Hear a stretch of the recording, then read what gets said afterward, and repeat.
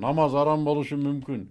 Адамга эң кыйыны күн сайын адам болуу дейбиз, Аял менен ынтымактуу жашаганды ажырашкан аялдан үйрөнсө туура деп эсептейм.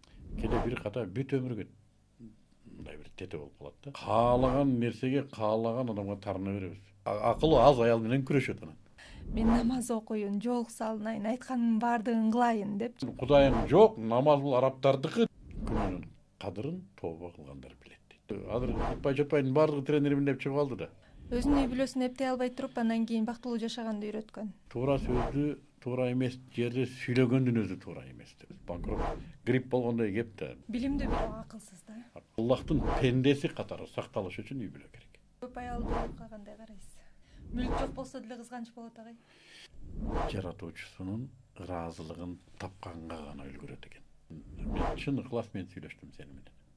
Эки адамдын ортосунда сүйүү болот. Анан эмне кылат? Баш кошот.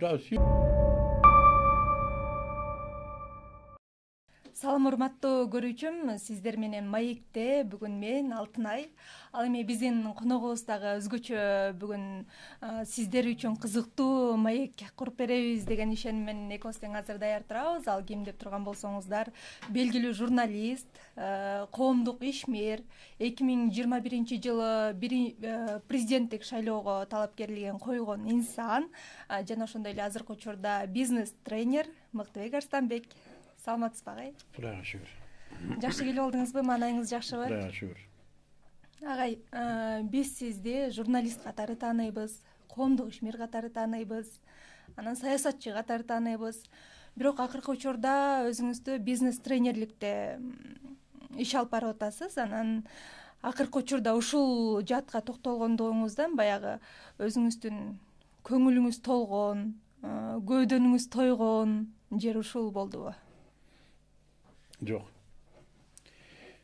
Журналисттен бизнесмен чыгарыш оңой эмес да.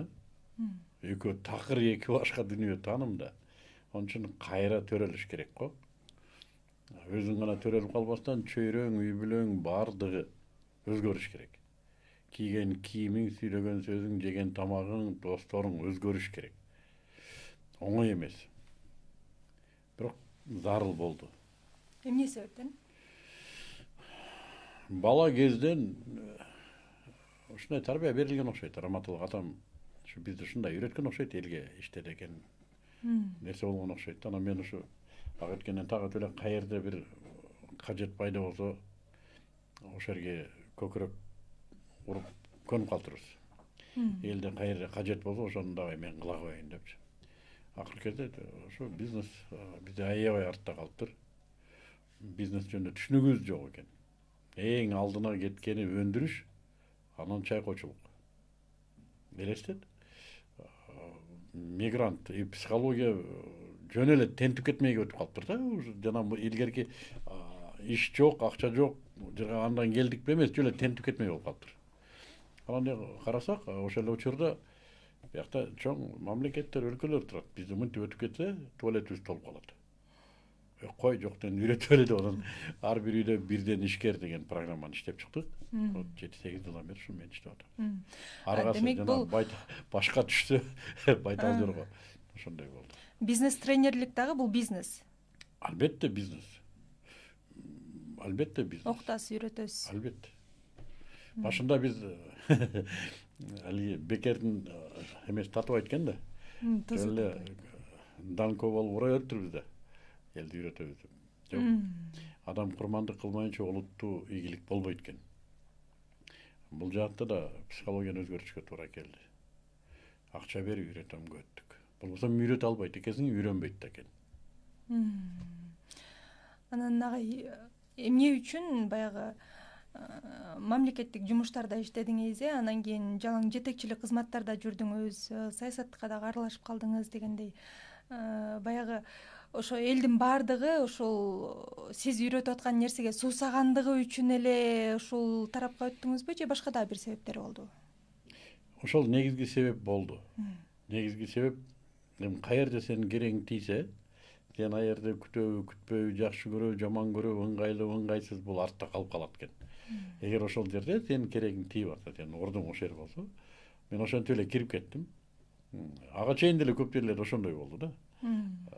анан кирип кеткенден кийин ордуңду таап нары жыл бери жыл болуп мынтип орношуп алгандан кийин карасаң, албетте жакшы жактары да бар, жаман жактары да бар. Курмандыктары кээде оордук кылат, кээде баш көтөрө албай каласың. Өзүнө жараша оорлуктары бар. Ар бир иште ошондой. Кандай курмандыктар? Эл кылганды кыла албайм, мисалы үчүн мен. Эл эс алганда эс ала албайм. Эл сүйлөгөндө сүйлөй албайм, эл кийгенде кие албайм. Силер каалаганды кыла аласыңар, эркиндик, мисалы үчүн жок. Кээ бир нерселер чектелген. Өзүңдү өзүң чектейсиң. Кызыгы ушунда, өзүңдү өзүң чектейсиң. Анан бул баягы бизнес тренерлик жааттагы бизнес болуп атпайбы? Андан кийин бир маегиңизде айтып калганыңыз бар да, мындай салттуу бизнес бар го. Ошол бизнести да баштап көргөм, жасап көргөм. Бирок жасай албай койдум депчи. Банкрот да болгом. Жакында эле банкрот болдум. Бул андай деле проблема эмес. Банкрот грипп болгондой кеп да. Жок, бул ишкерликтеги кадимки бир көрүнүштөрдүн бири. Болгону бир ката, бир кенебестик, бир баягындай жиндилик кээде кымбатка түшөт. Тренер болсоң деле пендесиң, робот эмессиң, периште эмессиң, адашасың кээде. Кандай бизнес баштап көрдүңүз эле ошондо? Банкрот болуп, анан токтоп койгон учурда. Мен халал индустриясы бул бизнес. Башында согуш ушундан башталган. Мен бизнес кылып атам. Светтик рынокко мен диний сертификацияны киргиздим. Элестет? Бака менен Атыргүлдү эри катын кылам деген сөз да булчу. Светтик рынок. Алтынай, бул эмне? Кой, эчки, уй, адал, доңуз арам. Андан башка билим азыркылай даават жок, азыркылай билим жок. Кой адал. Бүттү. Ал арам болуп калат десең таң калат. Ошол кезде биз кирдик. Картондо халал деп жазып, койдун эти түгөгөндөн кийин аны доңузга коюп койсо, аны деле алып кете берет. Ушундай караңгы доордо мен сертификация менен кирдим. Рынокко чаң будуң салып кирдим да. Нан арам болот. Элдер кандай бул ата бул жеп келген нанды арам кылып атат. Суу арам болушу мүмкүн. Эми ушу таштан ташка деген суу кантип арам болду? Аба арам болушу мүмкүн, намаз арам болушу мүмкүн. Крышасы кетип калды. Ушундай. Ошол учурда мен айтам, туугандар, мен ошо жерде бизнес кылып атам. Мына бизнес кылып атат. Мен бизнес кылып атам. Мына бизнес кылып атат. Мен бизнес кылып атам, мага тоскоолдук кылбай айланып кетейин. Жардам бер, урматтуу мамлекет. Мына бизнес кылып атат. Мына бизнес кылып. Ушундай учурларды өтүшкө туура келди. Аябай оор учур. Ошондо мен быштым, Кудайга шүгүр. Анан кийин өндүрүшкө кеттим. Бизнес демекчи агай. Баягы адал халал индустриясында бизнес десе, баягы сертификаттарды балким сатат. Да, ошондой эле сатат. Балким текшербей, чындап эле текшербей эле сатпа. Чоң иште иштеген байкелер ушинтип ойлочу. Сертификат сатат. Анан мен бир күн алдына бир пачка сертификатты койдум. Мен муну сат, акчасын сен ала бер. Колду коюп койдум, печатты койдум. Мен муну сат, акчасын ала бер. Ким алат муну дейт. Анда эмне айтып атасың? Демек сиз алардын сөзү үчүн эле мен бизнес жазып атам деп Жок, койгонсуз. өз чындыгында бизнес. Биз сертификацияны мындай команда менен жасайбыз. Бизге каржыны эч ким чечпейт. Ишкана халал сертификатын алып, халалга өткөндөн кийин анын рынокто маркетинг мүмкүнчүлүктөрү ачылат. Себеби биз мусулман керектөөчүбүз да. Мусулмандар биздин сертификатка ишенгендер көбөйүп, алардын соодасы жүрө баштайт. Ошондон алар бизге төлөйт. Кызыктар биздин сертификатты алууга жана биздин талаптарды бузса, биз сертификат алып коебуз. Бир канча ишканалар банкрот болду биз сертификаттан алып койгондо. Тоготпой кээ бир биз айтканыбызды кылбайт, муну ода кылдың, муну кылба. Биз Кудай алдында жооп беребиз буга. Балдар, андай кылбайлы, мындай кылбайлы. Отзывать этип коебуз, сертификатты жарыя беребиз. Мунуга биз сертификатты алып койдук. Бүт элдер жебейт. Элестет, ушундай дисциплинасы күчтүү экен, алхамдулилля. Бир канча өтө көп, 20дан ашык ишкана банкрот болду. Азыр Кудайга шүгүр, өздөрү да намаз окуйт, көп жетекчилер, өздөрүнүн да жоопкерчилиги бар. Азыр бюджеттин опол тоодой бөлүгүн көтөргөн ишканалар ушу сертификат менен маркетингке чыккандар бар. Кудайга шүгүр, бекем кармашат. Өздөрүндө да жоопкерчилик бар. Биз да уктата койбойбуз. ооба агай. Халал боюнча сүйлөшүп калдык, эми халал темасын бүтүрүп коелу негизи биз тамак ашты халал эмес, адал эмес деп бөлөбүз бирок азыркы учурда тамак аштан башка нерселерге дагы 24 saat 360 gradus. Көздүн маегибиздин да арам адалы бар. Демек буга да сертификат берсе болот. Ооба, уруксат, сертификат уруксат. Ушуну биз үйрөттүк, эми ушуну булар сактайт деген күбөлүк. Баягы диндин шарттарына негиздеп, анан түзүп койсо боло берет. Адал арам бир гана дин. Ал адамдарга жагат, жакпайт, пайда, зыянын карабайт. Пайдалуу деле эгер Аллах субханаху ва таала арам деген болсо арам. Пайдалуу болгонуна карабайт. Зыян болгонуна карабай, эгер адал болсо, бештикке дей албайсың. Ошон үчүн адамдардын психологиясында ушул нерсе өзгөрүп баратат. Мурда бул пайдалуу экен адал, бул зыян экен арам. Жок. Китепти карайбыз. Ушул адалбы болду. Ушул арамбы болду. Азыр адамдар ошентип териштире баштады да. Бул жакшы. Мурда жөн эле. Эми мындай болуп атат да, адал, ар ким өзүнчө адал дей берчү ар нерсени. Ооба. Анан адал сертификаты бар, өзүнүн продукциясынын сыртында, таңгагында халал белгиси бар. Бардык эле продукцияна биз ишенип, адал экенине ишенип. Жок. Болбойбу? Таңгактагы белгинин тастыктамасы болушу керек. Ошол сертификат. Сертификат дайым күчүндө турган сертификат болуш керек. Аны текшерип турган, жаңыланып турган, текшергенинин далили бар, протоколдору бар. Сертификат болсо гана таңгакка ишенет. Азыр көпчүлүгүнө жөн эле типографиядан коюп берип коет. Эч ким эчтесе дей албайт. Азыр мамлекетте бул ыктыярдуу сертификация. Бирок хотя бизде закондор бар, мыйзамдар бар. Керектөөчүлөрдү азгыруу, алдоо жөнүндө мыйзамдар бар. Мамлекетибиз азыр бир аз бул маселеде оңолуп келатат, Кудайга шүгүр. Келечекте бул да жолго түшөт. Мисалы агай, бир дүкөндөн же болбосо маркеттен бир продукцияны алайын деп атсаң, анын баягы сертификаты бар экенин же бар эмес экенин текшерүү үчүн баягы ошол дүкөндөн талап кыла албайсың да, ошол компаниянын өзүнөн талап кылыш керек да туурабы? Ооба. Компаниянын өзүнөн талап кылса. Иши көбүрөөк болуп калат экен. QR коду болушу мүмкүн, штрих-код болушу мүмкүн. Азыр интернет бар, телефон менен мындай кылсаң чыгарып берет болот. Кеп ошондо мындай кылбай жей берет да. Канча убакыт сайын алар сертификатын жаңылап турушу керек? Биздин ишкананыкы 1 жыл. Биз 1 жыл талап кылып, 1 жылдын ичинде жаңылабыз. Негизи Кыргызстанда бир эле ишкана бар да. Жок, бизде негизи Адилет министрлигинен өткөн бир канча ишканалар бар. Сертификат берүүчү. Мактанды дебегиле, рынокто лидери биз, ошон үчүн бизге ташты көп ыргытат, бизге көп ит үрөт. Ошон үчүн кербенибиз жүрүп турат. Анан агай, кээ бир учурда азыр эми баягы адамдык сапатка, пейилге өтө турган болсок, айтып коет эмеспи, ийилгенге ийилген атаңдан калган кул эмес депчи. Анан кээ бирөөлөр ушуну бир аз туура эмес түшүнүп алабы, анткени кичипейилдик кылып, баягы жөнөкөйлүк менен баягы жакшы мамиле кылып сүйлөй турган болсоң, айрымдар сени төмөн жактагы эле бирөө экен деп анан өзүн тим эле бийиктен сезип сүйлөп калышат эмеспи? Бул учурда кандай болот, мисалы, баягы жөнөкөйлүк менен, кичпейилдик менен сүйлөп аткан адам уланта бериши керекпи же ордуна коюп коюш керекпи дейм да? Ар бир иштин өзүнүн максаты болуш керек. Эмне үчүн сүйлөп атасың? Ушул нерсеге карап мамиле кылынат. Эгер сенин кылып аткан нерсе бир маанилүү миссия болсо, бери ийилүү, сунуу маселе эмес. Эгер жөнөкөй эле бир мамиле болсо, анда сен ийилип суна турган чөйрөдө эмне кылып жүрөсүң? Маселе, эмне кылып жүрөсүң? Мисалы үчүн биз даават кылабыз.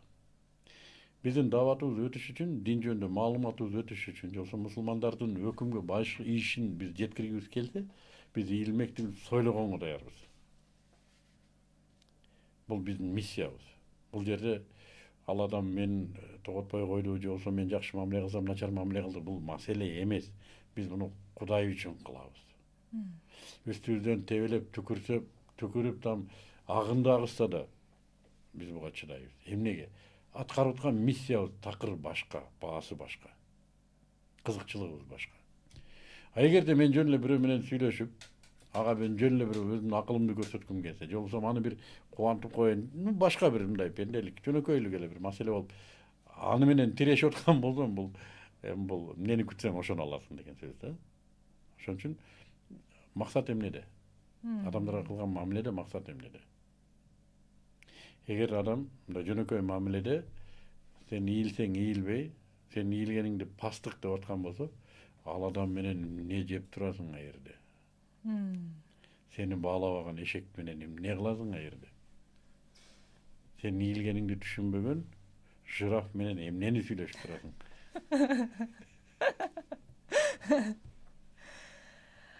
Туура, бирок ошол адамга эмне демексиз? Эчтеке дебейм. Эмне дейсиң эми? Мен колуман келишинче мындай. Колуман келишинче мен мун жашоом ушундай образга кирип калыптыр, балким кээ бир нерсени туура эмес айтармын. Мен дароо эле көп адамдар менен иштейм да. Оюмду айтам, анан кетип калам. Болду. Оюмду айтам, кетип калам. Себеби кийинки адамдарга барышым керек. Ойлорун укканга кетип убактым жок. Анын ичинде мен билем, эмне мен жөнүндө мен сүйүп калууга мындай милдеттүү эмес адамдар. 199'u мен жөнүндө эмне деп ойлошун үстүртөн билем. Жалаң кыздар жана мен кечээ арак ичип жүргөн, бүгүн мындай деде. Эми адам да сүйлөйт. Бирок ал сүйлөп атат да, мен эмес. Ал анын проблемасы. Туура. Мен өзүм ишимди бүтүрдүм, кеттим.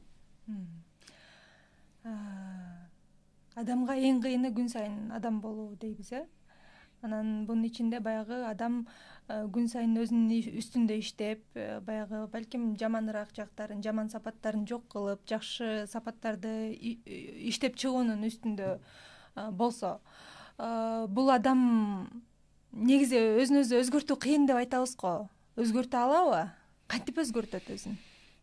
Айтматов бул сөзгө кандай мазмунду койгонун билбейм, бирок бул биздин диндеги сөз. Адам күндө өзүнүн кул экендигин түшүнүүсү оор. Өзүнүн пенде экендигин түшүнүү оор. Анын үстүндө анын жаратканы бар. Аны жасаган Алтынай сени ага чейинкисин кой, 9 ай энеңдин жатынында сени персонально жасап чыккан жаратуучуң бар. Сени атаңдын уругунан, миллиондогон уруктан бөлүп алып, именно сени тандап алып, сени 9 ай бою энеңдин жатынында жасаган, өзүнө жага турган кылып жасаган сенин эң бар. Сен төрөлөрүң менен энеңдин эмчегинен сага азык берип, сага тиш чыгарып, сенин денеңди азырга чейин жасап аткан жаратуучуң бар. Ошону күн сайын билип, күн сайын жаратуучум мага ыраазыбы, нараазыбы, айтканын кылдымбы, кылбадымбы деп Алтынай болуп жашашың оңой эмес да. Ушуну айтабыз биз.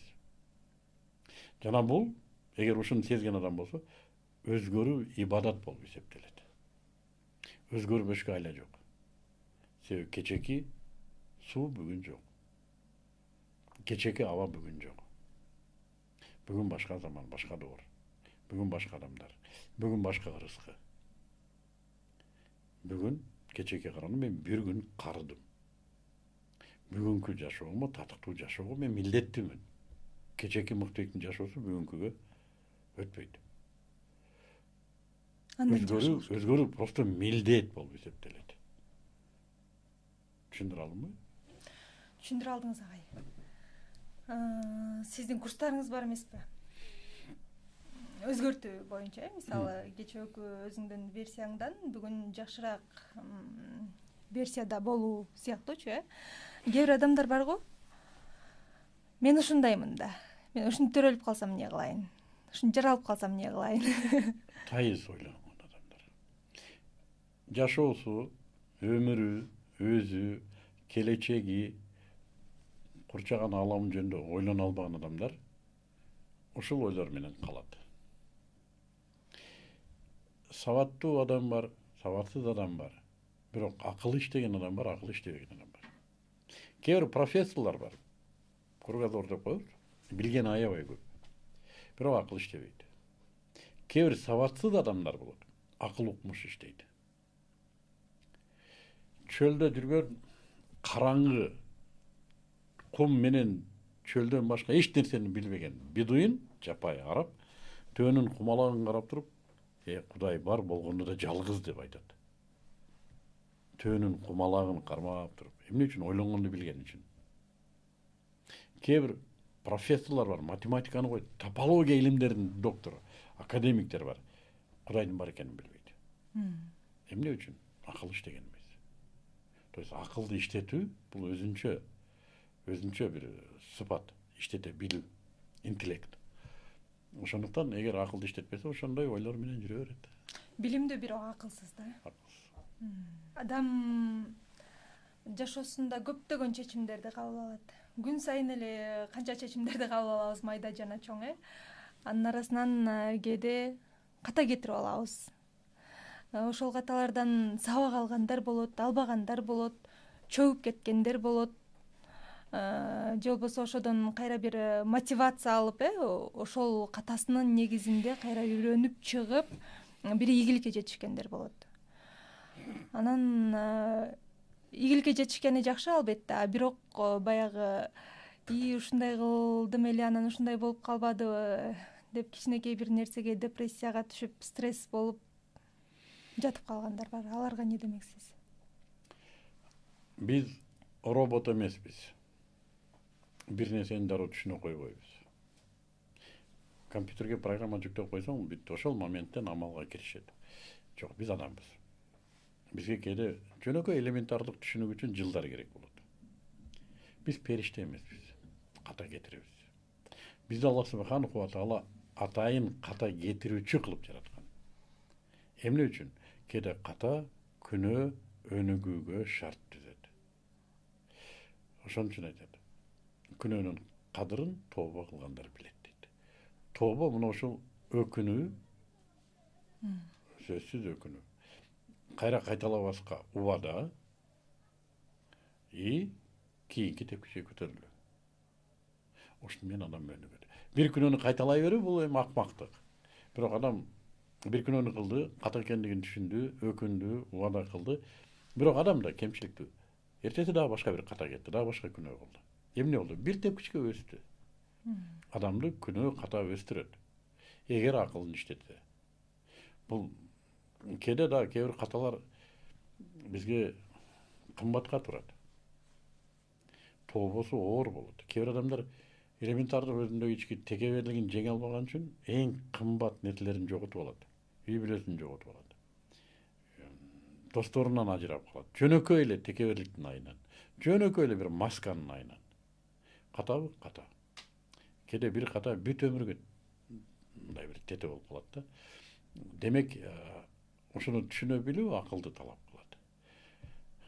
Жөн эле тооба кылбай эле, эчтекеден өкүнбөй, өзүн өзү калп жерде мотивация кылып чыгып кетүүчү десе, бул да акмактык.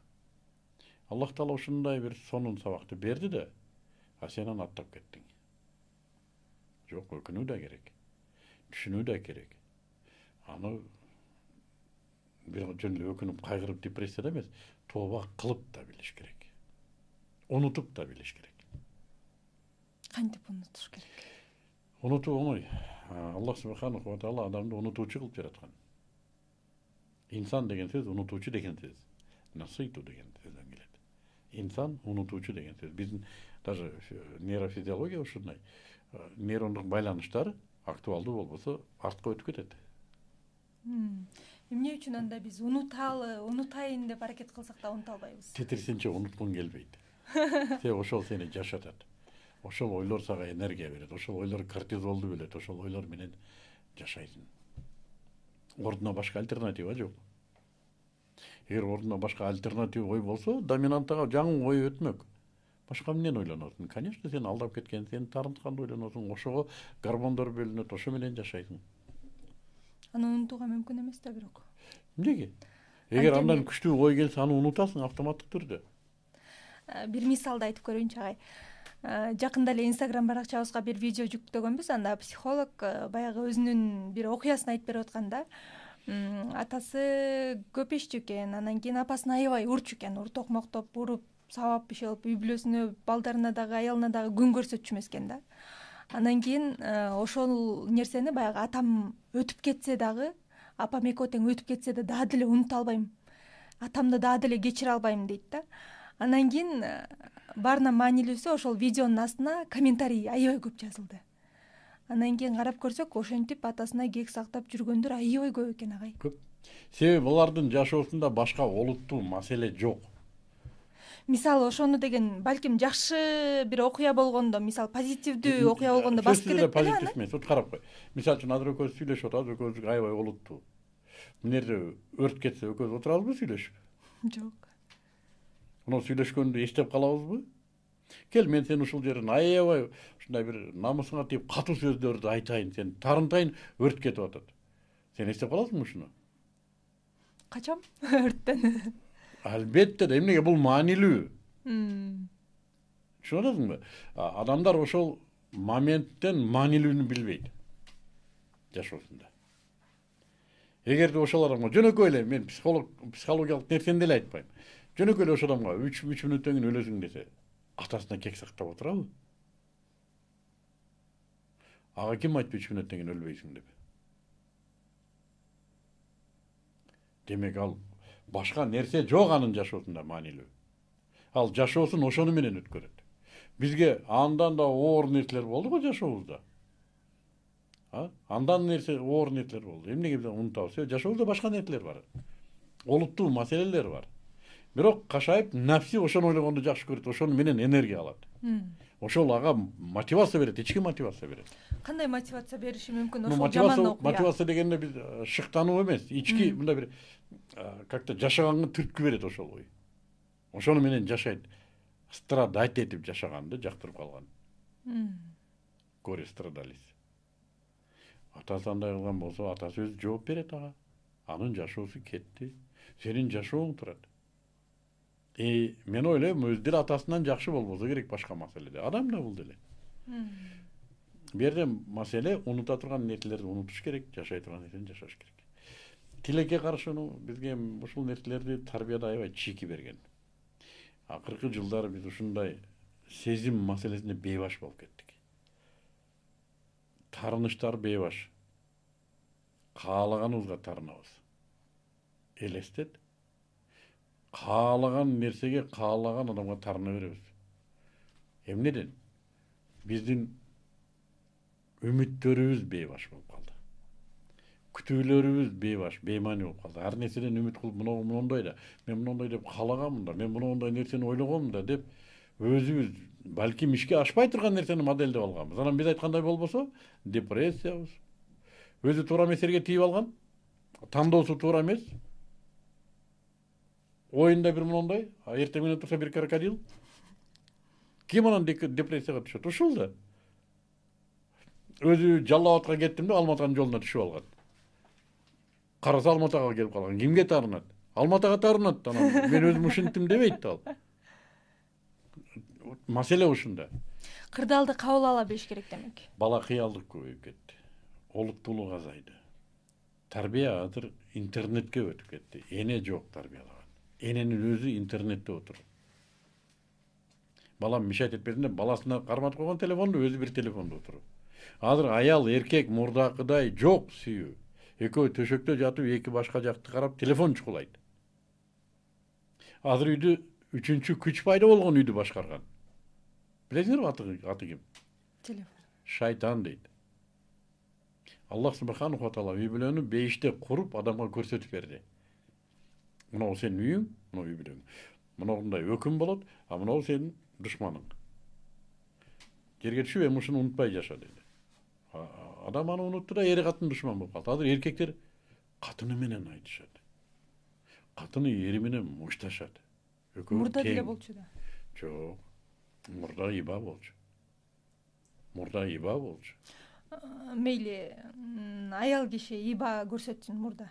бирок мурда деле Мурда эри катынын эркектер, сабаганда. мурда эркектер аялы менен күрөшчү эмес. Шайтан менен күрөшчү. Азгырык менен күрөшчү. Азыр аны унутуп калды, аял менен күрөшөт. Шайтан Мен менен тоолбой күрөшчү атат, мен да. айтканым кылбай атат. Өз башым чогулуп кетти деп. Аял менен күрөшөт. Иш айтып коет, аялдын акылы аз деп коет.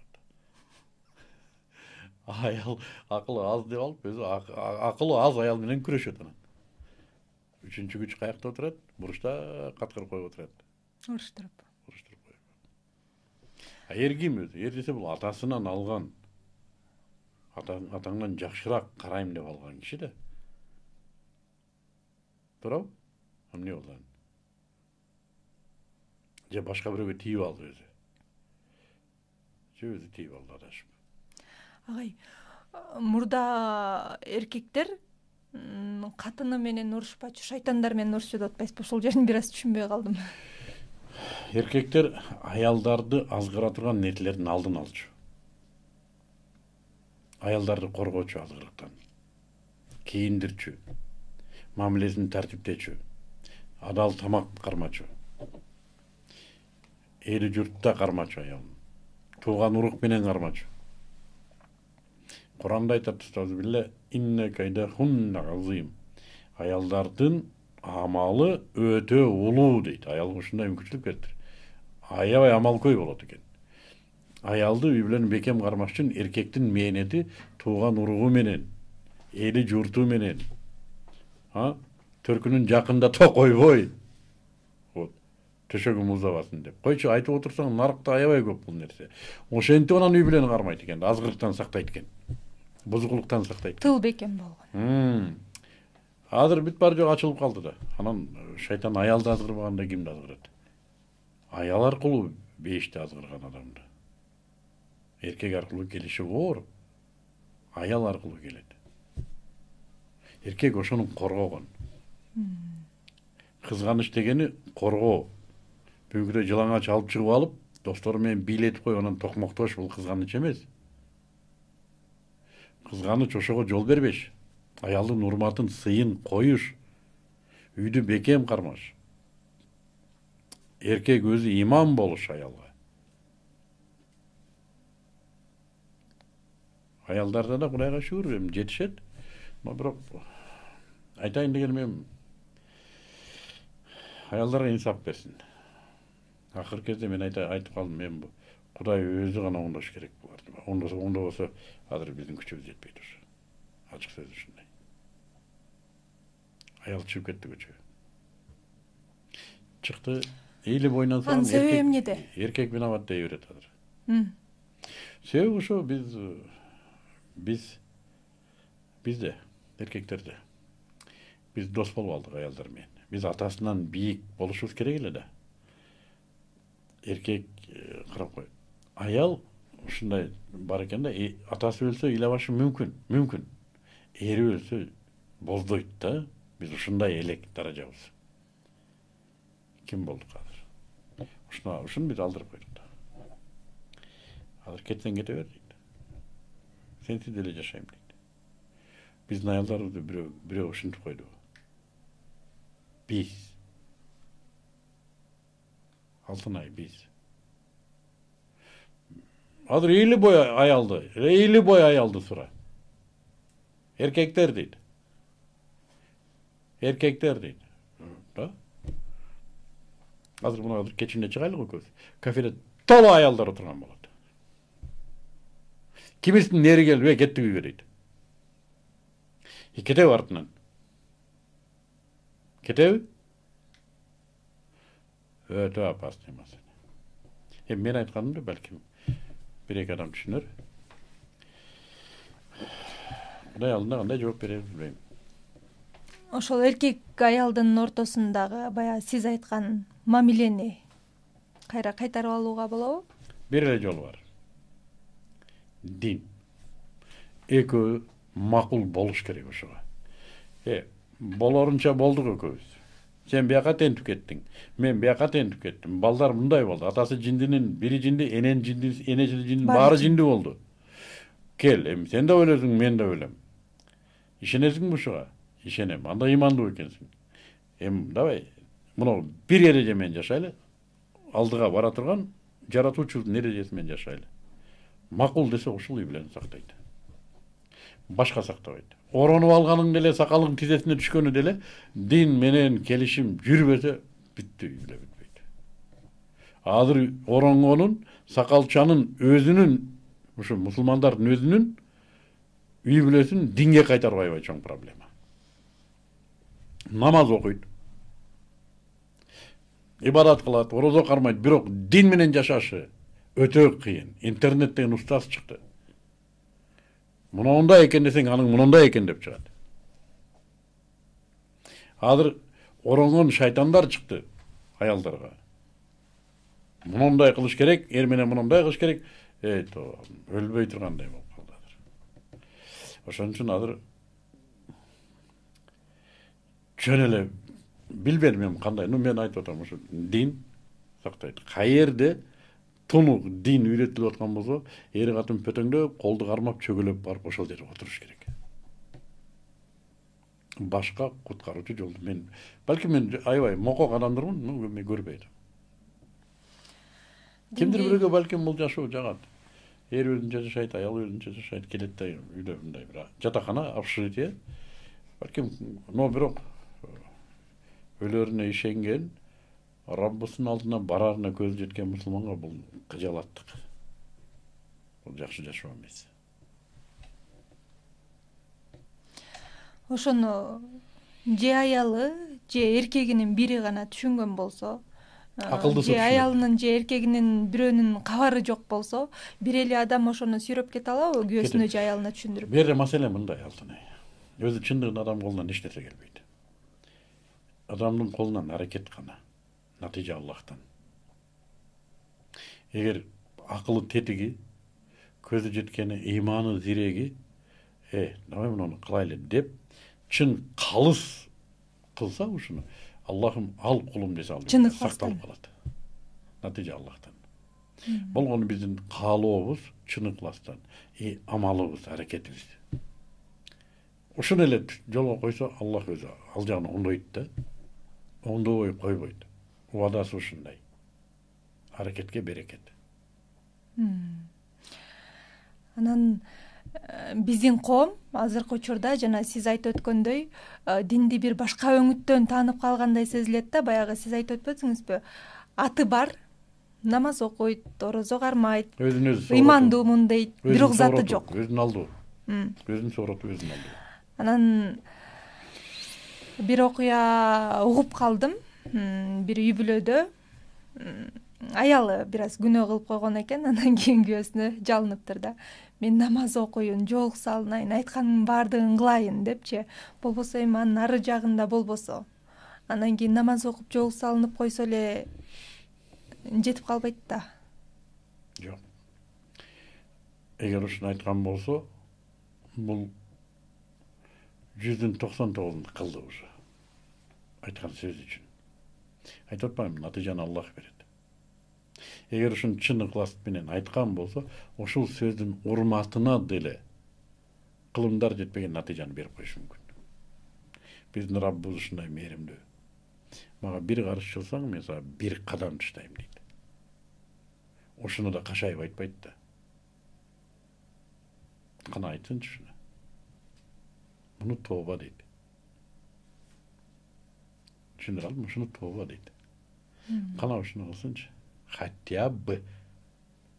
Айтсынчы дейсиз. Кээ бирөөлөр эл көзүнө ыймандуу көрүнүш үчүн, жакшы көрүнүш үчүн кылышат да.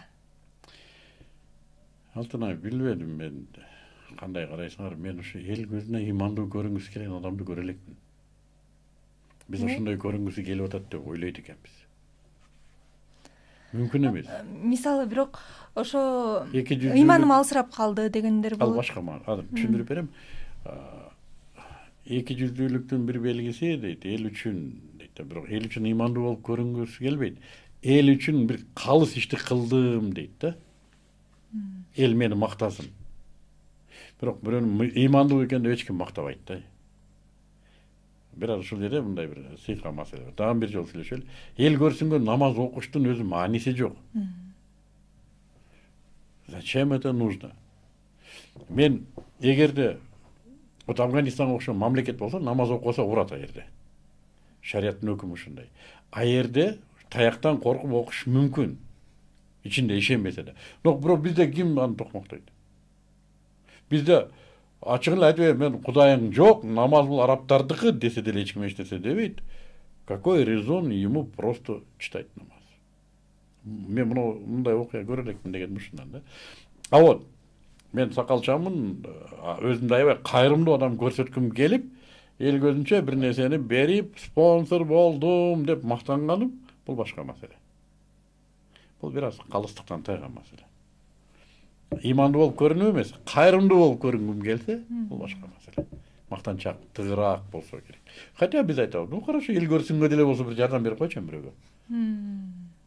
Давай, эл биз кол чабайлы. Да, биз кол чабабыз. Молодец деп кыйкырабыз, давай. Эл көрсүнгө да кылбай кыйнагандар бар да. Туура. Кайсын айтып берем дедим эле? Ыйман алсыраган. Ыйман алсыраган. Адам ишенимине жараша мамиле кылат. Эгер мына суу таза экендигине ишенсем ичем. Ишеничим күчтүү болсо ичем. Ишеним арабча ыйман. Ушул суунун таза экендигине ыйманым бекем болсо ичем. Ичпей атамбы? Подозревать этип атамбы? Демек ыйманым алсыз ушул маселеге. Ишенимиңиз. Да, менин амалдарымдын аз көлөмүнө жараша ыйманымды өлчөсө болот экен. Эгер бир нерсеге ишенсем, мен ошол маселе, мисалы мен азыр бир иште акча көп түшөрүнө ыйманым бекем болсо, мен ошол ишти кылам. Ыйманым бекем экен мунун. А эгер мен көзүм жетпесе, жөн эле жүргөн болсом, ыйман алсырап кетиптир. Мунун ишеними алсырап кетиптир деген сөз. Келиңиз эми кыска суроолордон бир аз мен сизге суроо берем. Ооба же жок деп жооп бересиз. Тандоодон же чечим чыгаруудан адашкан учуруңуз болгонбу? Дайым. Коомдо маалыматтын көбөйүшү стрессти дагы коюп жатабы? Сөзсүз. Жаштар арасында популярдуу болуу чоң жоопкерчиликпи? Албетте. Жоопкерчилиги бар адамга. Саясатка дагы бир жолу кайтып келүү тууралуу ойлондуңуз беле? Токтоттум деп ойлойм, мен Кудай билет. Сизге сын айткан адамдар болобу? Мен сын укпасам өлүп калдымбы деп ойлойм. Айтылган сын ошол сындардын арасынан катуу тийген болгонбу өзүңүзгө? Болот. Адаммын да мен деле. Пайдалуу калп айткансызбы? Айткам. Дагы эле айтам кээде. Пайдалуу дегенде анда шарият уруксат берген чекте. Шарият бир 2 учурда уруксат берет. 3 учурда. Массалык маалымат каражаттары сиздин оюңузду туура эмес жеткирген учур болгонбу элге? Болсо керек, бирок эсимде жок. Но мен адатта бир адатым бар. Мен текшерем. Чыгардан мурда. Оңдойм. Ушундай бир адатым бар. Демек болгон эмес окшойт анда. Халал индустриясынын сертификаты бар компанияга 100% ишенүүгө болобу? 100% ишеништи өзү туура эмес. Биз Кудай эмеспиз да. 100% гарантияны Кудай гана берет. Но бирок биз колубуздан келген иштин баарын кылганыбызга жооп беребиз. Элдин ишенимин жоготкон лидер кайра ишеним таба алат деп ойлойсузбу? Да, тапса болот. Руханий өнүгүү билимден дагы маанилүүбү? Руханий өнүгүү билимден маанилүү. Пайгамбарыбыздын билими болгон эмес, сабатсыз болгон. Руханийдин туу чокусунда. Пайдалуу калыптар кандай болушу мүмкүн, агай? Айылыңды сүйбөсөң, сүйөм деп айтсаң болот. Уруксат. Эки адамды жараштырыш үчүн калп айтсаң болот. Позитив калпты. Сени муну сыйлайт экен. Согушта калп айтсаң болот. То есть колго түшүп калсаң, туткунда калп айтсаң болот. Сиз кандай калпты айтасыз? Жараштырыш үчүн. Адамдардын бири-бирине жүрөгүн жумшартыш үчүн. Сен бул аябай сен жөнүндө жакшы сөз айтты. Сен бул аябай сыйлайт экен. Кайчы дейт. Ушундай учурлар болгон. Коомдо маалыматтардын көбүшү стрессти дагы көп кылып атат дейбиз. Адамдар керек жок маалыматка да кирип атат дейм. Анан кийин ал аң сезимдин түпкүрүндө мусор көп болду. Аң сезимдин түпкүрү мындай жанагындай лайкаланган учурда кыжалаттык көбөйөт. Адамдардын аныктыгы азаят да, күмөн көбөйөт. Баягындай жөнөкөй эле нерселерге арсардык пайда болот. Тайсалдоо пайда болот. Бул кыжалаттык. Бул стресс. Информация аябай көбөйүп кетсе адам чечим кабыл алыш кыйын дейт. Шум, ментальный шум.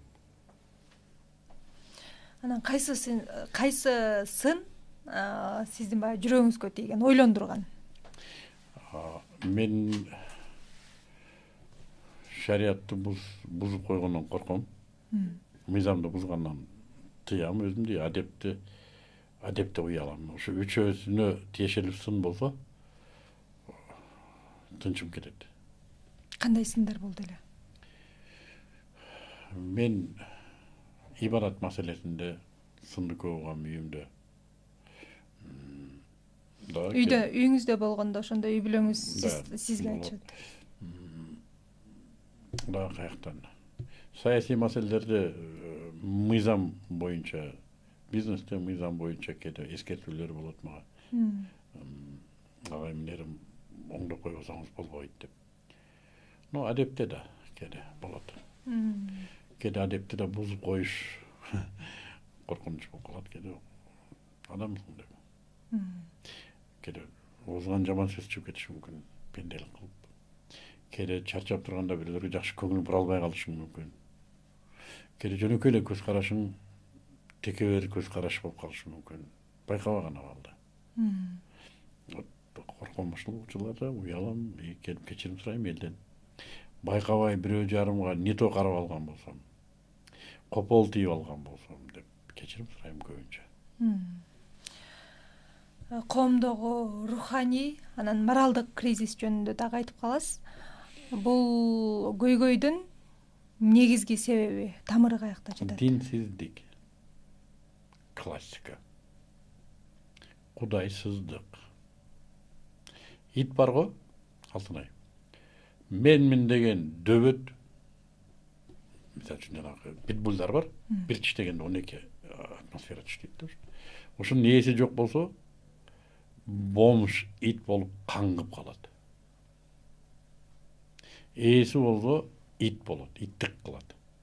Ээси менен ойнойт, ээси берген нерсеге ыраазы болот. Да? Ээсин күтөт, ээси жаман көргөндө ал да жаман көрөт. Ээси сүйгөндө ал да сүйөт. Ээсиге баалуу нерселерди коргойт. Ошону менен ал иттик, ит мардайып басат ээсинин алдында.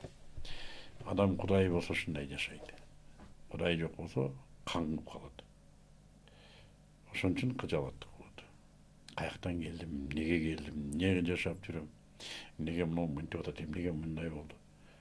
Жок. Эмне үчүн Кудайыбызды тааный албай атабыз? Караңгылыкта. Көп нерсени өткөрүп ийебиз. Бизге берилген көп белгилерге маани бербей калабыз, алаксып.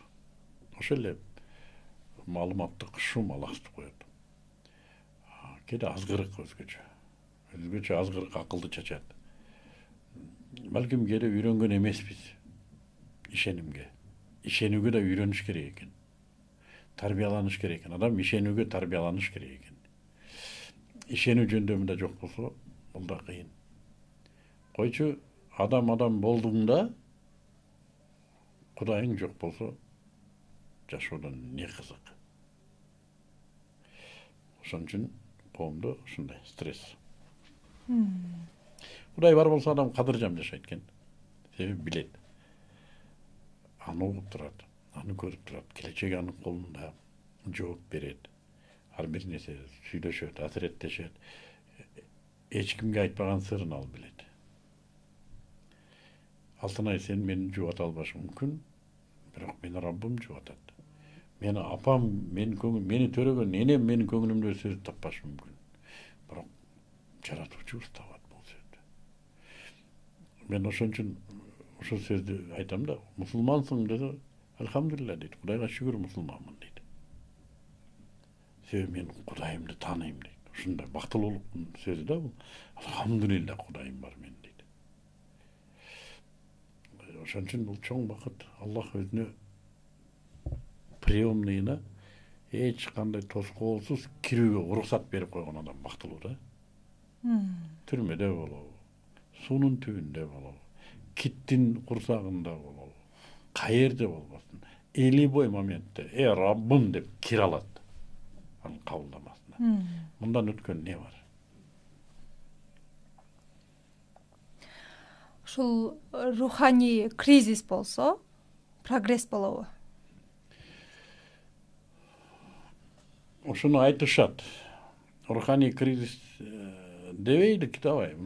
Адам өзүн издөө. Да, бир нерсе вулкан келип турат, чыга албай атат. Ушу буруксуп, оолук туруп, иште ушинтип дүүлүктүрүп турат, чыга албай атат. Ушул нерсе сен ушу жанагынтип туйлайсың да, тура албай бир жерде.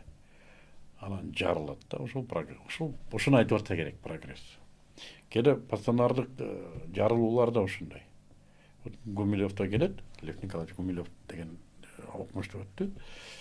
Ошондо пассионар жөнүндө аябай айтылган. Аябай тарыхчы, философ киши да, ойчул киши. Коомдордун пассионардык өнүгүүсү ушундай ойгонууну шарттайт дейт да. Ошо коом кээде ушундай, мисалы үчүн бизде 90-жылдар болду да. Кичинекей болсо да, бирок пассионардык өсүү болду да. Бир жарылуу болду. КДК келди, Акаев бийликке, демократтар да. Бир пассионардык кыймыл болду. Коомдун өсүшү болду. Ушу эмнеден болду? Буулугуп турган ушундай. Ертең буулугуп кетирген жарылды. Анан социалдык тармактарда баягы комментарийлерден же болбосо мындай элдин деле оюн угуп калабыз го. Бирөө сүйлөп атса, аял киши болсо, балким ал психолог болсо же үй бүлөлүк бир психолог болсо, өзүнүн үй бүлөсүн эптей албайт, анан кийин үй бүлө жөнүндө сүйлөп атат дегендер бар. Бирок эми баягы дарыгер деле өзү деле ооруйт деген сыяктуу да турабы? Психологдун өзүндө деле көйгөйлөр болот деген сыяктуу. Адамдар дайым бир нерсе дейт. Чымчыктар дайым сайрайт, иттер дайым үрөт. Адамдар дайым бир нерсе дейт. Булардын дегени, чымчыктардын сайраганы, иттердин үргөнү жашоонун нугуна эч кандай тиешеси жок. Булар просто табият ушундай дейт. Бирок ошол туурабы агай, баягы өзүнүн үй бүлөсүн эптей албай туруп, анан кийин бактылуу жашаганды үйрөткөн? Мен мисалы үчүн аял менен ынтымактуу жашаганды ажырашкан аялдан үйрөнсө туура деп эсептейм. Өзүнүн тажрыйбалары менен бөлүшөт дейсизби? Эгер ал эки жүздүү болбосо, ал аял айтып берет. Чынын айтып берсе. Эгер жөн эле бет тырмаган жанагындай сыганка болсо, анда алдайт. Ал ошо ажырашып кеткен эринин өчүн башка эрлерден алат. Митайын. Вот чын ыкылас менен түшүндүрө алган устаз аял болсо, ажырашкан аялдан үйрөнүш керек. Анан көпчүлүк коучтар күйөөнү минтип кармаса болот, антип кармаса болот, мындай мамиле кылса болот деп айтышат. Коуч эмес анда. Ал балким бир устаздыр, балким бир адистир. Коучтар антпейт. Коучтар маңыздоого жардам берет. Коучтар суроо гана берет. Мен коучмун, эл аралык деңгээлде. Атайын мектебин бүткөм. Мен журналист болгонум үчүн мага коуч болуш оңой. Коуч маңыздоого жардам берет, суроо менен гана. Аныктап берүүгө. Эмне үчүн мынтиң? Кайсы максатта? Эмнени алдың мындан?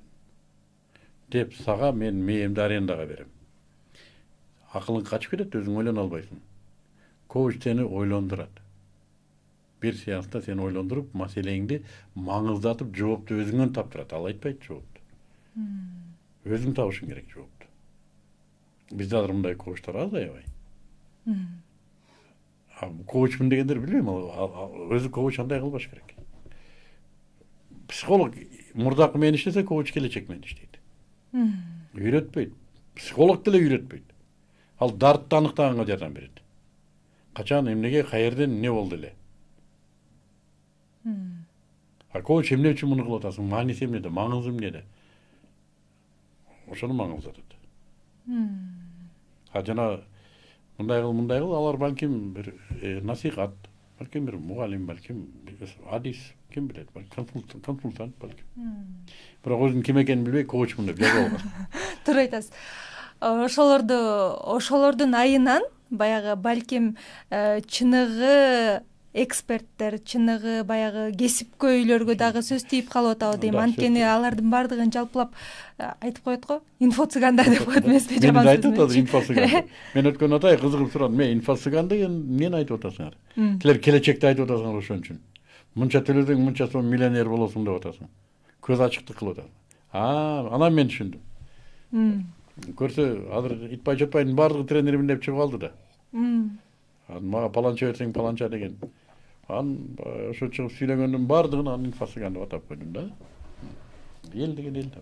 Ошону эл кантип ажыратышы керек? 90-жылдары бизде рынок экономикасы келгенде, бир кызык окуяны айтып берейин силерге. Камоктор пайда болду го. Камоктор башында сүймөнчүк болчу. Элдер бүт камоктордон алып, кимбай мынча камогу бар экен ошо бай, да? Анан бир күн карасаң камоктордун алдында плиткасын алып чыгып алып пирожки бышыра баштады. Биягында кийим сата баштады, биягында валюта, биягында кыздар сатыла баштады, пятачоктор пайда болду. Элдин жашоосуна мешайт эте баштады. Анан бир күн ошол кезде кээ бир балдар түшүндү. Токто. Бул баары бир жок боло турган нерсе. Биз давай серьезный дүкөндөр ачалы деп, народный породныйлар кетти. Айтканда эле көп узабай, баягылардын баарын сүрүп жок кылды. Онлайнда да ошондой учур. Итбай Чотбайдын баардыгы чыкты, элдер башында жакшы көрүп аткан, ишенип аткан баардыгына. Азыр бүт бар, кимдер калат? Система менен, олуттуу, эксперттик негизинде иштеген устаздар калат. Итбай Чотбайдын баары камок кетет. Мунун дагы өзүнүн бир доору болобу дейм ага. Канча жылга созулушу мүмкүн? 2025 пик деген. 2025'te онлайн бизнес. 20-чы жылдары, жок, 15-чи жылдардан өтүп башталды, 15-20-чы жылдар. Бизде бум 18'de башталды. 18-19'da башталды. Анда бир 10 жылдык эле калды. Биз 3 жыл мурда айта баштадык. Мындай барса 2025'te өлөбүз бардыгыбыз. Балдар, биз кичинекей элбиз, давай, мына кыргыз интернетин сактап калалы, экологияны сактайлы деп айтып келдик, бирок сетевой, метеойдон ары ким чыгып эле ушинтип эле жана не деп коет орусча. В поле каждый суслик агроном, да? Мен агрономмун деп кыйкыра берди ар бир момолой. Анан айттык, өлүп кетем, бул алың өзүңө. Күчтүлөр калат, калганы сүрүлөт дедик. Айткандай эле, азыр менмин деген тренердин 199'u жок. Уже кыйынчылыкта. Ошон үчүн быйыл аныкталат окшойт. 25 пик элек, 26'da олуттуулар иштей баштайт окшойт. Олуттуулар ошо менен калабы же? Да, олуттуулар чоң акчага кетет, жакшы. Менин оюм, натыйжа Аллахтан го. Биздин талдообузда ошондой, олуттуулар жакшы акчага чыгат, жакшы кызмат да кылып берет деп ойлойм. Себеби алар сактанып калыш үчүн, инфо-цыгандардан эленип калыш үчүн алар өзүнүн үстүндө иштеген да аябай. Бышкан аябай. Алардан жакшы пайда чыгат. Бул тармакка келүүмдүн негизги себеби элдерге билгени менен бөлүшүү деп эдиңизби, бирок өзүңүздө да кызыкчылык бар да, акча каражатын табуу деген сыяктуу, Акча каражатын мындай принцип бар. Мен бекер окутпайм деген. Бекер окутса, мен окуттук 1-2 жыл. Бекердин баркы жок. Натыйжа болгон жок. Адамдар баалабайт экен. Анан акча жакшы түшөт экен. Биз салыгыбызды төлөйбүз. Анан түшкөн акчаны биз кайрымдуулукка иштетип ийдик бүт. Мен жашоомду өзгөрткүм келген жок, финансовый жактан. Үй бүлөмдү көптүрүп алгым келген жок да. Мурда кандай жупуну жашасак ошондой жашоо. Менин үйүмдө мебель да жок. Мурдакыдай эле жөнөкөй жупуну. Түшкөн акчаны Кудайга шүгүр биз кайрымдуулукка жумшап баштадык. Келечекте деле ошондой кыласыз. Келечекте жакшы долбоорлор бар. Жеке жашоонун эмес. Жеке жашоо Кудайга шүгүр. Кандай долбоорлор бар агай? Окуу жайларды ачайлы деп атабыз. Элдик окуу жайларды. Кадимкидей студенттер тапшырып 4 жыл окуп. Бизнес лидерлик мектебин ачайын деген оюбуз бар. Борбордук Азияда күчтүү болгон. Эл чарбасында иштей турган менеджмент, бизнес. Ушундай ой бар азыр балдар менен сүйлөшүп атат. Билбейм канча алайм, Аллахым натыйжаны кандай берет. Ошого урмабыз иншалла. Агай, сиз бардыгы билет, президенттик шайлоого ат салышкансыз. Ал жактан 4-орунга ээ болгонсуз. Анан айтып калганыңыз бар, менин максатым президент болуш эмес болчу, мен бир эле оюмду жеткирейин дегем депчи. Анан ошол оюңуз жеттиби элге? Жеткендерге жетти. Анан дебатты көргөндөргө жетти. Ооба. Жок, эми ал да эрте эле кеч жетти. Ал кандай ой эле? Биз дин менен жашашыбыз керек. Мен азыр деле ушул ойдомун. Ушу менен келатам. Тилегеним ушул ой менен, Аллахым ушул ой менен алса мени. Биз дин менен жашашыбыз керек. Буну кимдир бирөө жакшы дейт, жаман дейт, ал анын ою. Мен эч ким менен талашпайм. Менин оюм ошо. Шайлоодо мамлекет мүмкүнчүлүк берет. Трибуна берет. Укугуңду коргойт. Сени сыйлайт. И мен ошондон пайдаландым. Алдыда шайлоого дагы оюңуз жок? Жок, азыр мамлекет өнүгүп атат. Мешайт этким келбейт. Бирок баары бир башкалар ат салышат да. Сала берсин. Мен элимди жакшы көрөм. Эгер менин элиме жакшы кызмат кылып аткан болсо, бийлик колдойм. Максат элге жакшы кызмат кылып берсе болду. Мен кыламбы, сен кыласың, айырмасы жок. Кызмат кылып атабы? Аллах ыраазы болсун, кыла берсин. Сөзсүз мен кылышым керек эмес да. Сиз динди элге өзүңүздүн блогуңуз аркылуу жеткиресиз, ушул сыяктуу маектер аркылуу жеткиресиз, бирок балким мындан дагы эффективдүүрөөк жолу бардыр балким. Бар албетте. Бар. Күчтүү жолдор бар, но бирок биз коомдук өнүгүүнү унутпашыбыз керек. Адамдардын кабыл алуу деңгээлин да унутпашыбыз керек. Эл деген эл да. Алды А десе арты Я деп аткандар бар. Биз ошон үчүн жалпы элди карап, элдин мааны. Биз үчүн маселе элди бүгүн биз бир нерсе кылып жибере албайбыз. Элдин жүрөгү Кудайдын колунда. Ар бир кылганыбыз өзүбүз үчүн. Бирок ошол учурда элди удургутуп, бүлгүнгө салып, дүрбөлөң кылуу бул чоң күнөө. Элдик, коомдук тынчтыкты бузуу чоң күнөө. Мен ушундай деп түшүнөм. Ошондуктан кээде айта турган сөз айтылбай калат. Осознанно. Кээде тормузду басышка туура келет. Кээде айтпасаң атасы өлө турган учурлар болот. Мен ушу акыркы шайлоодо сөз атасы үчүн чыктым. Айта турган учур болду, айттым. Аллахка шүгүр. Ошол кезде бийликке рахмат. Мен апарып камап койсо болот беле? Болот эле. Мен радикальный ойду айттым ошол кезде. Бирок сыйлашты. Кыргыз Республикасынын атуулуу катары укугумду сыйлашты. Бир сөз ушул кезге чейин бийлик тараптан, ушул кезге чейин бийлик тараптан бир да жаман сөз уга элекмин. Даже бир эки жолу сыйлашты. Урматымды койду. Ушунчалык болот да.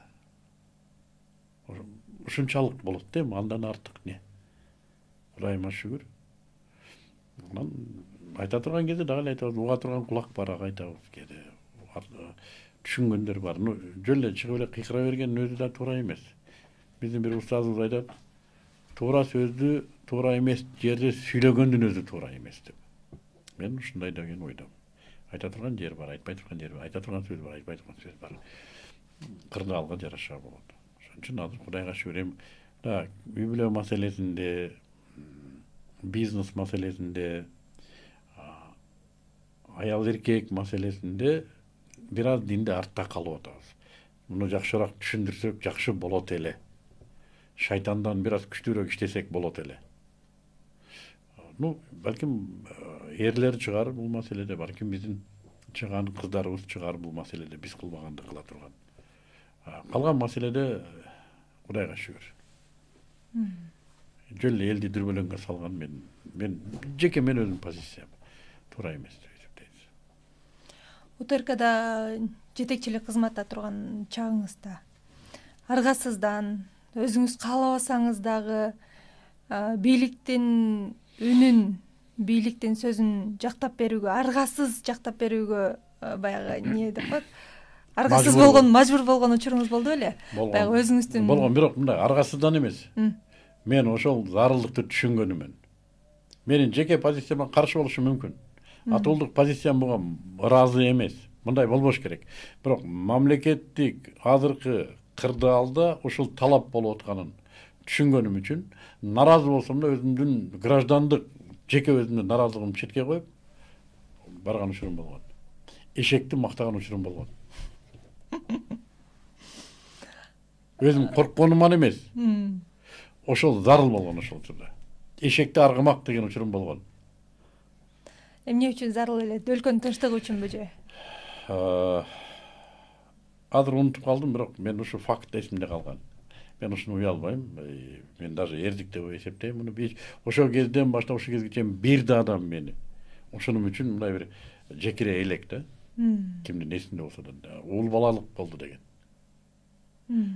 Да, мен ошол кезде бүлгүн салсам болот эле. Дүрбөлөң кылсам болот эле. Бирок мен ошону кылбадым. Мен молодецмин. Андай учурлар көп эле болсо керек же ошол бир эле учур болгонбу? Эми ар кандай масштабта болгон.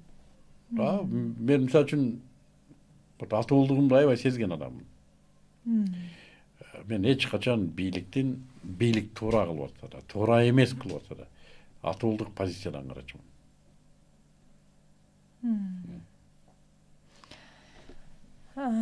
Жогорку кеңеште жаңы мыйзамдарды кабыл алуу учурунда, добушка койгондо карасаң эле баардыгы элдин үнү негизи жок болуп атса дагы депутаттардын баардыгы ооба деген добуштарды беришет да. Бул учурда дагы өлкөнүн кызыкчылыгын ойлошобу алар же кандай? Алтынай билбейм алар эмнени ойлойт. Бирок мен бир нерсени ишенем. Андай мыйзамдар иштебейт. Биз Кудай деген элбиз. Биз Кудай сактаган элбиз. Төрттү дабай чогулуп алып эле бири беленин чампалап койсо иштеп кете турган эл эмеспиз. Мен көп мыйзамдарды көрдүм. Иштебейт. Себеби ошентип кабыл алган. Бизде олуттуу мыйзамдар иштеп атат. Кыска суроолорго өтөлү анда агай. Адамдын эң чоң душманы эмне деп ойлойсуз? Өзү. Ийгилик бул? Ийгилик сен каалаган нерсе. Сиз таасирленген азыркы жашоодогу адам? Мен. Кыргыз элинин эң чоң баалуулугу кайсы? Тууганчылыгы. Коомубузда кайсы түшүнүктү киргизүү керек деп ойлойсуз коомго? Үй бүлө эң баалуу деген түшүнүк. Үй бүлө үчүн курмандык кылыш керек деген. Эгер мүмкүн болсо, кыргыз тарыхындагы инсандардын бири менен сүйлөшүүнү каалайт белеңиз? Сүйлөшмөкмүн. Ким менен? Манас менен ал сөзсүз. Биринчи. Экинчи. Давай жакыныраак келелик. Разак менен сүйлөшмөкмүн. Сиз үчүн акча куралбы же максатпы? Каражат. Кайсы бизнес идеяны эч качан колдонбойсуз? Банктан кредит алып бербеле кылуу. Бизнес тренерликке чоң ийгилик жараткан окуучуларыңыздын бирин атаңыз. Калган тарынат. Неге? Себеби көп. Таасирдүү лидер болуу үчүн коомго жагуу шартпы? Жок. Жок. Лидер коом үчүн иштебейт. Лидер өзү үчүн иштейт. Шуну туура түшүнүш керек. Лидер коом үчүн иштебейт, өзү үчүн иштейт. Ошондуктан аны коом ээрчийт. Вот куштардын учканын көрдүңөр беле? Лы болуп учат. Ал эки тарабын тизип алып учпайт да. Ал өзү учуп кете берет. Артынан беркилер ыкташат. Карышкылардын жортконун көрдүңөр беле? Мен артыман ээрчигиле дебейт да. Вот ушундай эле. Лидер өзү үчүн кылат. Ал начальник эмес, ээрчиткич эмес, мотиватор эмес. Ал просто өзү үчүн жоопкерчилиги, өзүнүн жоопкерлиги үчүн кылат. Мен жооп берем ушуга дейт. Анан калгандары ээрчийт, мунун аркасында пайда бар дейт.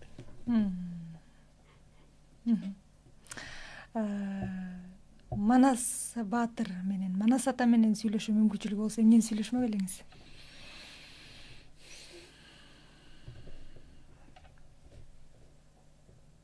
Дин жөнүндө сүйлөшөм, албетте. Албетте. Манаста 6 жашында жана 40 жылден жолуктурат да. Анан ошол жерден анан динге кызыгуусу башталып, танышып, ошо Сагынбай Орозбаковдун айтымында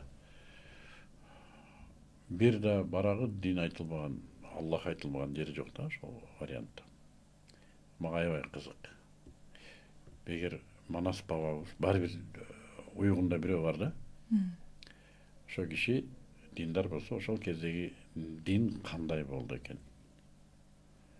Ошол кезде адамдардын түшүнүгү дин боюнча кандай болду экен?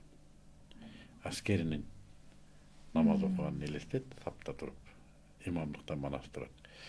Манас бабабыздын шейит кеткенин элестет, намаз окуп аткандагы. Ким эмне дебесин, атай бул Манаска да эме болду да. Манас эпосуна да аябай чоң чыккынчылыктар болду. Булгоолор болду. Муну элдин жүрөгүнөн алып, бир мистикага айландырып берүү аракеттери да болду. Ошон үчүн бул Манас даават китеби өзү. Биз Озеки жамак уламыш менен тарбияланчубуз да. Нарк ушундай келди да. Анан ушу дин тарикатын ошо Манас аркылуу жеткирди деп эсептейм мен. Эпос аркылуу. Башында кара сөз болгон дейт. Кийин анан ушу жамакка өттү дейт да. Демек идеясы ушу динди жеткирүү. Манастын жүрөгү бул чоң казат. Чоң казат согуш, диний согуш. Газабат. Ошон үчүн суроолорум көп. Исхак Разаков менен кайсы өңүттө баарлашмаксыз? Манас бабабыз мамлекеттүүлүктүн идеясын таштаган болсо, моделинде жасаган болсо, кылымдар өттү, кырчын эрлер буга курмандык кылды. Юсуп Абдрахманов Сталинге кирип атып, чегарасын белгилеп чыкты. Исхак Разаков мамлекет курду. Кадрларын жасады, устаканаларды жасады, заводдорду, фабрикаларды жасады. Чыныгы мамлекетке айландырды. Мамлекеттүүлүктүн жана бизде окуткан укук жана мамлекет теориясынан өзгөчө суроолорду бермекмин.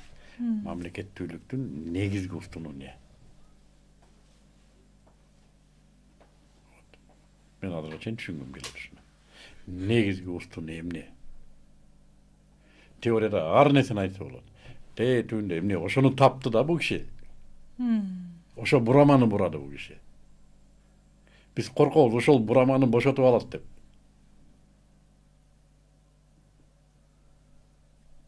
Ошол бураманы таппаган үчүн өтө көптөгөн элдер мамлекети жок. Барбы суроолор? Сонун агай. Анан өзүңүздүн окуучуларыңыз жөнүндө айтпай койдуңуз. Менин окуучуларым азаматтар. Мен Психолог түшүнгөндө. Акжолтой Байкени билем, сиздин окуучуңуз. Ал журналист өзү. Анан кантип психолог кылып койдуңуз? Ал тренингти өтүп атат. Анан мен айттым, тренингтин негизги адистиги психология. Кеттик психология окуйбуз, анан чогуу барып окуштук. Жогорку окуу жайдан окудук. Бүттүңүзбү? Мен да бүттүм, ал да бүттү. Быйыл, Ал психологияга кетти, мен былтыр тренингке. бүттүңүздөрбү? 2 жыл калды. Дипломдоо психолог демек. Кадимки өзүдө жогорку окуу жайдан. Азыркы учурда бул суроону берейин деп атам, бирок кандай жооп аларымды деле күтүп атам да, билип атам. Бирок ошентсе дагы ажырашуулар аябай көп болуп атат. Бунун себебин ар кайсыга болжойбуз. Балким ыйманыбыз алсыз, динден түшүнүгүбүз жок, баягы жан дүйнөбүз ач дегендей. Бирок бунун ушунун негизги себептерин дагы будан башка эмнелер болушу мүмкүн? Алтынай, эмне үчүн сен автобуска чыгасың? Бир жерге жетиш үчүн. Эмне үчүн кийим кийесиң? Кийиш керек. Эмне үчүн? Денемди жабыш үчүн. Эмне үчүн үй саласың? Жашаш үчүн. Эмне үчүн тамак жейсиң? Тоюш үчүн. Эмне үчүн үй бүлө курасың? Тукум улаш үчүн. Негизи эле ар бир адамдын бул жашоодогу миссиясы деп ойлойм. Эмне үчүн? Эмне болгон миссия?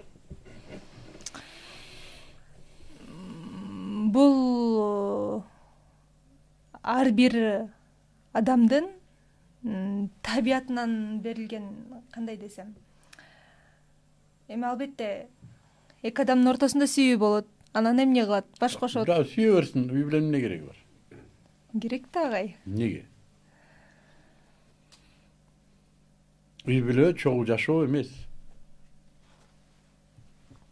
Жатаканада экөө бири менен бири 5 жыл жашай берет, бирок үй бүлө эмес. Үй бүлө болуштун өзүнүн тартиби бар. Эмне үчүн үй бүлө болуш керек? Кандай тартиби бар?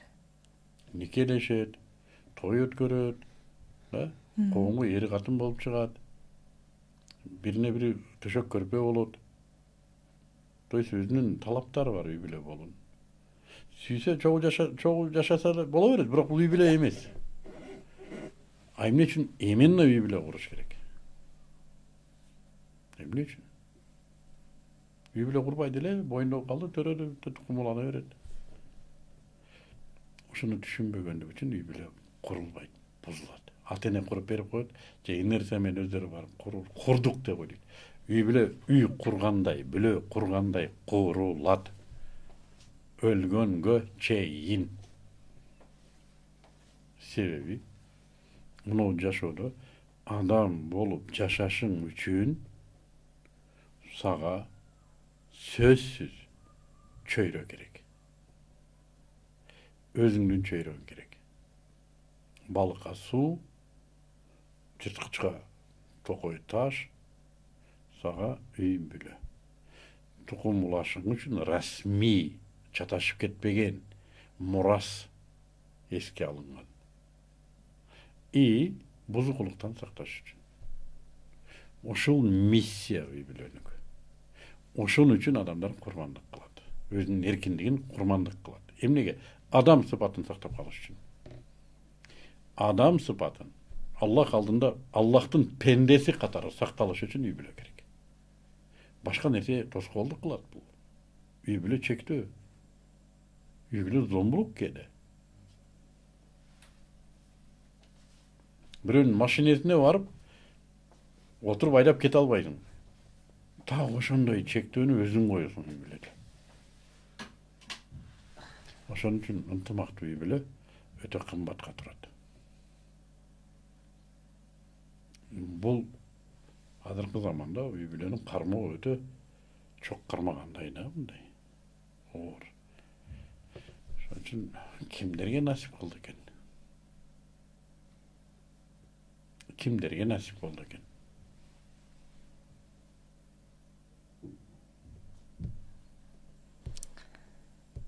туура. Демек негизги миссияны түшүнбөйт экенбиз. Да, автобусга эмнеге чыгып атасың? Билбейм. Чыктым, бел чыгып атыптыр. Неге кийиндиң? Неге кийиндиң? Аны жылаңаш жүрөйүнбү? Кийип алдым. Эмнеге оокат жедиң? Курсагым ачтан эмне кылайын? Үй биле ушундай болгон. Эмне? Мен үйлөн деди, анан я бул мени алып качып кетти да. Ошо эч кандай. Бирок үйлөнүшүп атат, анан ажырашканда эле баягы өзүнүн адамдыгын жоготуп коюп аткан жок да. Да. Адамдыгын жоготуп коюп атат деген сөздү кайсы мунарадан карайбыз? Өзүбүздү мунарадан карасак, да, адам хайван эмес. Кафеде оокат жеп атат. Таза кийинип жүрөт. Эгер Аллахтын мунарасынан карасаң, ким ал? Динден карачы, ким ал? Биз ошону айтып атабыз. Бул диний талап. Бирок динде деле барбы, агай?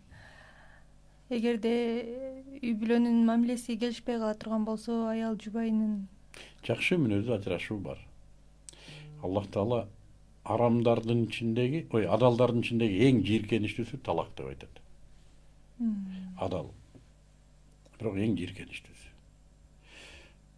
Бири-бириңерди сүйбөй калышыңар мүмкүн дейт. Ыктымал. Жүрөк оорутпай, тууганчасынан ажырашкыла дейт. Жакшы мүнөздө. Бул мусулманчылык сыпаты.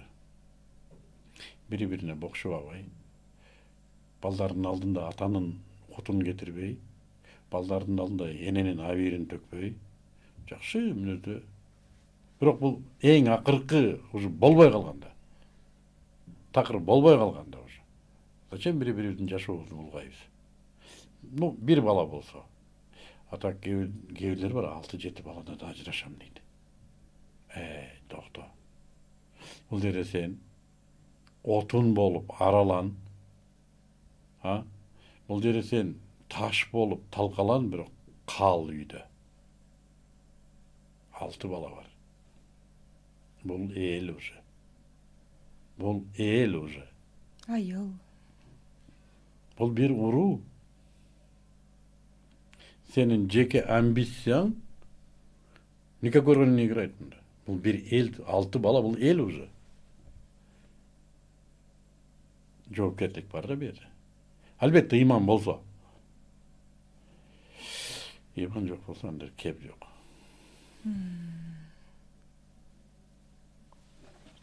Азыркы биздин коомдо Кыргызстан үчүн көп аялдуулукка кандай карайсыз? Мен Кыргызстан, Өзбекстан, башка планета айырмасы жок. Эч кандай карабайм. Каршысыз?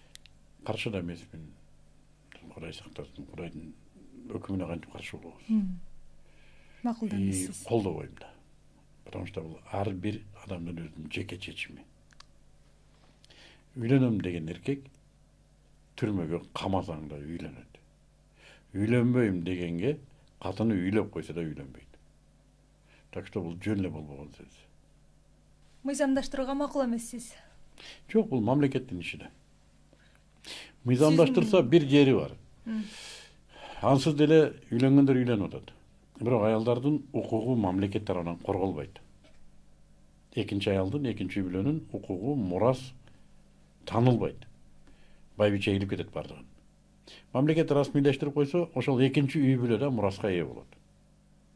Бул бир эмеси. Муну биздин кээ бир баягындай эмелер түшүнбөйт да. Булар жанагы мамлекет уруксат берип койсо, анын өзүнүн сайпана ери үйлөнүп кетчү деп коркот. Анын сайпана ери ал бузукулукка барат, үйлөнө албайт. Андан коркпой эле койсо болот. Анан кээрлердин просто ичи күйдүлүк. Булар жаш кыздарга үйлөнөт. Жок, андай эмес. Бул мамлекеттик мыйзамдаштыруу бара турган жер ошол укук маселе. Баары бир үйлөнүп атат. Үйлөнүп туруп таштап кетип калып атат. Бирок жашырын үйлөнүп атат. Таштап кетип калып атат. Элестет, бир-эки баланы туудуруп коюп кетип калып атат. Кайра байбичесине. Жок, дагы бирөөнү алып кет. Ал байкуш эч жака бара албайт аттанып. Эч нерсе бирде үлүш ала албайт. Күнөө иш кылып атпайбы? Күнөө иш кылып атпайбы булар? Туурабы? Эмнеге күнөө? Анткени жашырып алып атат. Аялы билбейт. Аялы билбегени күнөө деп эсептейсиңер. Биз аялдын уруксаты болуш керек да. мындай кылайлык. Биз күнөө деген маселеде динди карайбыз. Динде деле аял уруксат бериш керек да, туурабы? Кайсы динде? Биздин динде. Же мен билбеймби бул тууралуу? Менин оюмда десең туура болот. Менин оюмда. Жок, кандай жок. Аялдын билиши, билбеши. Анан бул жашыруун эмес. Уруксаты кереги жокпу демек? Кайсы аял уруксат берет?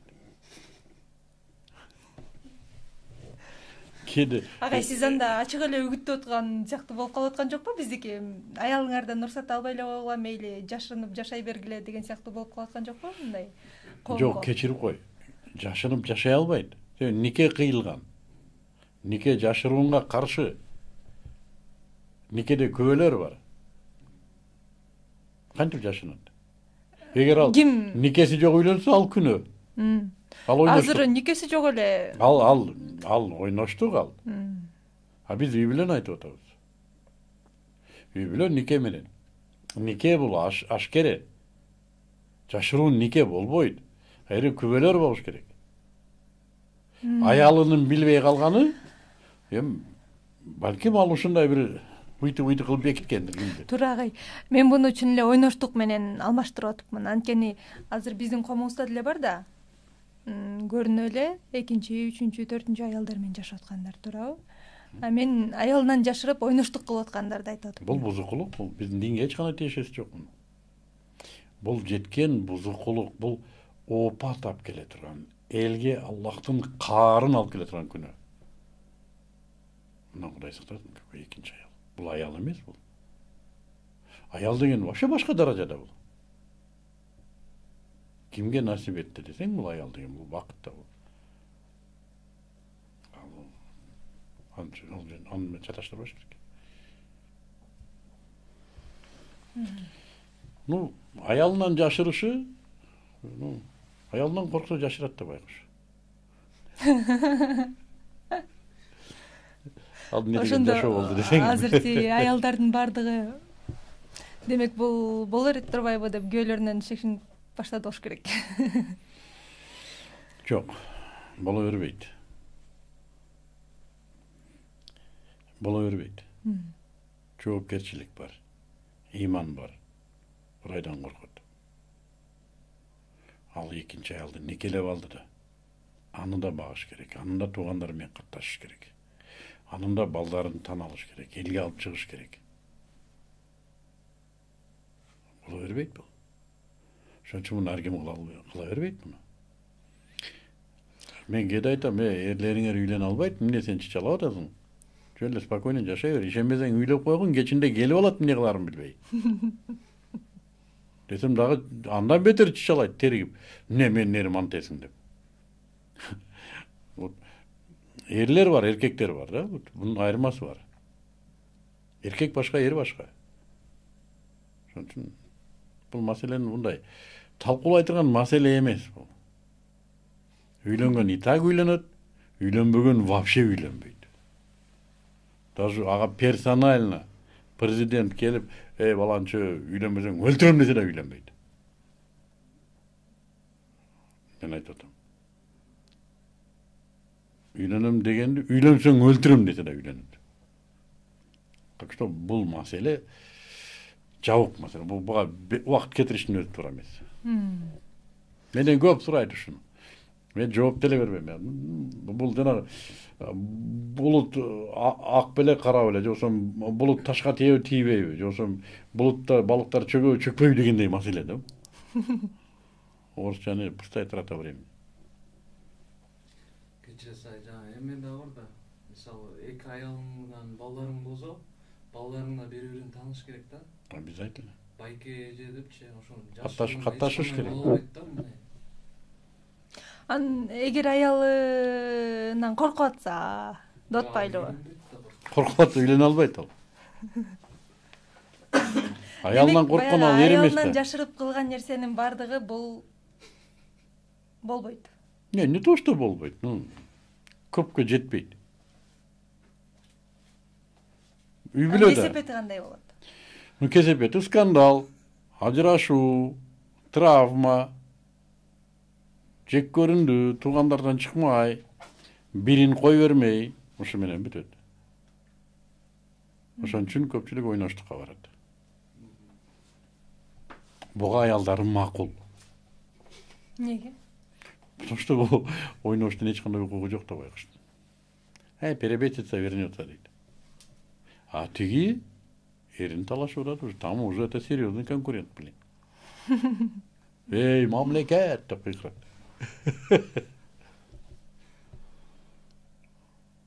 Байкуш аялдар ыйлап кала берет анан. Өзү алдын айт, тупой аялдар ыйлайт. Ыйлабай эле коюш керек. Кандай деп түшүнсөм. Эмне үчүн Манастын аялы ыйлабады? 60 катыны бар эле. Себеби Манас эр болчу. Манас тоо болчу. Манас эр болчу, тоо болчу.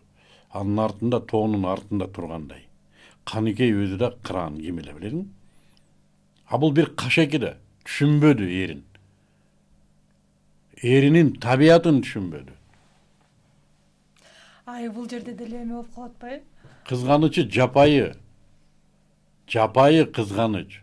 Интеллектуалдык эмес. Бирок биздин аялдар ага жол бергиси келбейт да баары. Да? Ошондо Сүйүү бар жерде кызганыч болот да сөзсүз. мүлк бар жерде кызганыч болот. Неге? Сүйүү ресурс. Адам ресурс жок, инстинкт бул. Мүлк жок болсо деле кызганыч болот агай. Сүйсө. Эриңди сен эмес, сен башка бирөөнү айтайын. Эр аял үчүн на подсознательном уровне. Это ментально. Ресурс. Аны бөлүшкүсү келбейт. Сен секс үчүн дейсиңби? Ничего подобного. Это ресурс. Коркунуч. Ал тартып кетет. Ошон үчүн эгерде мыйзам, же болбосо дин адилеттүүлүгү менен мынауга деген гарантия болсо, анан тынчыйт. Гарантия жок болсо тыччу дейт. Ана менден жаш болсо.